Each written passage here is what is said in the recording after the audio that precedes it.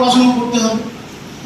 এসব উইংস করতে গেলে কি করতে হয়, পড়াশোনার কি প্রয়োজন আছে? একটা বেসিক এডুকেশন যদি কারো না থাকে তাহলে কিন্তু সে স্টার্টআপ একটা খুলে চালাতেও পারবে না। সেই জন্য একটা বেসিক এডুকেশন কিন্তু প্রয়োজন। সেই জন্যই যখন যেটা পড়ছি আমরা ভালো করে সেটা আমাদের পড়তে হবে। এরকম অনেক আমরা নাম জানি আমাদের বাঙালিদের মধ্যে যারা খুব ভালো সায়েন্টিস্ট ছিলেন, তার সাথে সত্ত্বেও কিন্তু তারা ব্যবসা করেছেন। যেমন আচার্য প্রফুল্লচন্দ্র রায়, তার নাম তোমরা সবাই শুনেছ। তার একটি স্টার্টআপ তিনি খুলেছিলেন, সেটা এখনো চালু আছে, বেঙ্গল কেমিক্যাল। সেই বেঙ্গল কেমিক্যাল থেকে নানা রকম ওষুধ তৈরি হতো, রাসায়নিক বিভিন্ন পদার্থ যেগুলি আমাদের দৈনন্দিন জীবনে কাজে লাগে সেগুলি তৈরি হতো ব্রিটিশ পিরিয়ডে। তো তিনি কিন্তু একজন বিজ্ঞানী ছিলেন, বিদেশ থেকে পড়াশোনা করে এসেছিলেন। তারপরেও তিনি ভেবেছিলেন যে না, আমার নিজের পায়ে দাঁড়ানোর জন্য, বাঙালিকে নিজের পায়ে দাঁড়ানোর জন্য এবং বাঙালি যে ব্যবসা করতে পারে এটা বোঝানোর জন্য আমাকে বেঙ্গল কেমিক্যাল খুলতে হবে। তো বাঙালি কি ব্যবসা করতে পারে না, এটা কিন্তু এখন একটা প্রবাদ আছে যে না, বাঙালি মানে সে ব্যবসা করবে না। বাঙালি ছেলেমেয়েরা জন্মের পরে কবিতা আবৃত্তি করে শেখে, মেয়েরা গান শেখে এবং রবীন্দ্র জয়ন্তী, নজরুল জয়ন্তী সব উদযাপন করে করে তারা বড় হয়, ছবি আঁকা শেখে। অর্থাৎ বাঙালি জাতি তারা নান্দনিকতার সঙ্গে যুক্ত, তারা তাদের কাজ হচ্ছে নান্দনিক যে জিনিসগুলি আছে সেগুলি নিয়ে নাড়াচাড়া করা, কবিতা লেখা, গল্প লেখা, এই ধরনের কাজ করা। বাঙালিদের একটা স্ট্যাম্প হয়ে গেছে। এই স্ট্যাম্পটা কবে থেকে হয়েছে? তোমরা যারা বাংলা সাহিত্যের ছাত্র এখানে আছো, কেউ আছো বাংলা নিয়ে পড়ে আছে? সাবজেক্ট বাংলা আছে, এরকম নিয়ে তো হ্যাঁ অনেকেরই বাংলা আছে। তাছাড়া বাংলা সবাই আমরা পড়ে এসেছি, বা একটা ইলেকটিভ সাবজেক্ট বাংলা সবার থাকে গ্র্যাজুয়েশনে, পড়তে হয় তো বাংলা।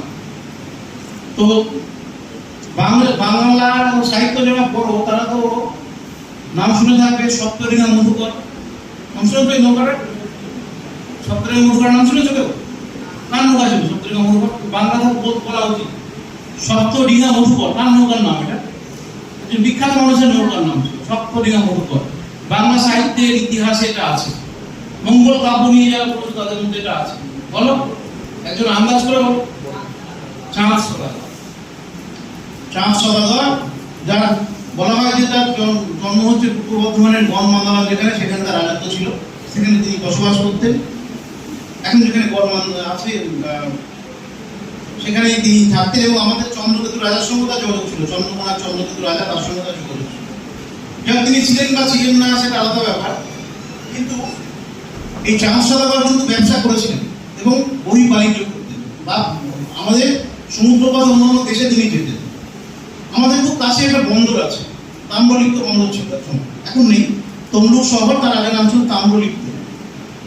তা বৌদ্ধ যুগে এবং মৌর্য যুগে সেখানে কিন্তু এই বন্দরটি দিয়ে প্রচুর বহি বাণিজ্য হতো। তখন সমুদ্রটা এই তমলুক অব্দি ছিল, এখানেই বন্দরটা ছিল, এখন অনেকটা দূরে সরে গেছে। তো এই তাম্রলিপ্ত বন্দরের মাধ্যমে কিন্তু আমাদের বাঙালিরা ভারতের বাইরে ব্যবসা করতে যেত। এবং এখানে দেখেছো ভীম পুজো হয়, দেখেছো ভীম পুজো হয়? হ্যাঁ, কবে হয় ভীম পুজো? কোন মাসে হয়? এই ফেব্রুয়ারি মাসের দিকে হয়ে গেল না, শীতের শেষের দিকে হয়, ভীম একাদশীর দিন ভীম পুজো হয়। তো ভীম পুজো কেন হয়? এখানে তোমাদের মনে প্রশ্ন হয় নিজে, ভীম পুজোটা কিন্তু অন্য জায়গায় হয় না। তমলুক, নন্দকুমার, ঘাটা, দাসপুর, চন্দ্রকোনা এই পর্যন্ত সীমাবদ্ধ। তারা ওইদিকে যাবে, চন্দ্রকোনা রোড এসব দিকে হয় না, মেদিনীপুরের শ্রাবণী, গড়বেতার দিকে হয় না। তোমাদের এখানে খুব ভীম পুজো হয় কেন?